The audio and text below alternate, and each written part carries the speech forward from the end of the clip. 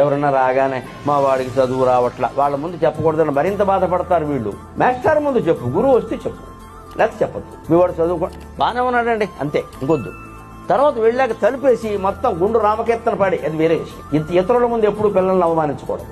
చిన్న అక్కడ మనోభావాలు అక్కడ దెబ్బతింటాయి. వాళ్ళు మనం తిట్టినా కొట్టినా పడతారు, కానీ ఇతరుల ముందు ఏమన్నా అంటే మాత్రం అంటెత్తిపోతుంది. ఎవరికైనా అంతేనండి, ఎవరికైనా అంతే. పసిపిల్లలకు కూడా అంతేనండి. ఇంట్లో ఒక పిల్ల ఉందనుకోండి, మీరు ఏమీ దానికి పెట్టకపోయినా ఏమనుకోదు. అమ్మ తినలేదు నాకు పెట్టలేదు అనుకుంటుంది. ఇద్దరు పిల్లలు ఉన్నారనుకోండి, ఒకళ్ళకి పెట్టి ఒకళ్ళకి పెట్టకపోతే మంట ఎత్తిపోతుంది అక్కడ.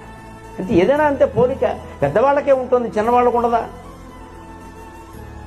అంచేతను ఇలా పనసకాయలాగా వేరుగా ఉన్నప్పుడు, గుణదోషాలు ఉన్నప్పుడు మనం ఎలా భరించాలి? ఏది బయటికి చెప్పాలో అది చెప్పాలి, ఏది చెప్పకూడదో అది చెప్పకూడదు. కానీ చెప్పకూడదని చెప్పేసి దాన్ని మసిపూసి మారేడుగా చేయొద్దు, దాన్ని సరిచేసే ప్రయత్నం చేయాలి.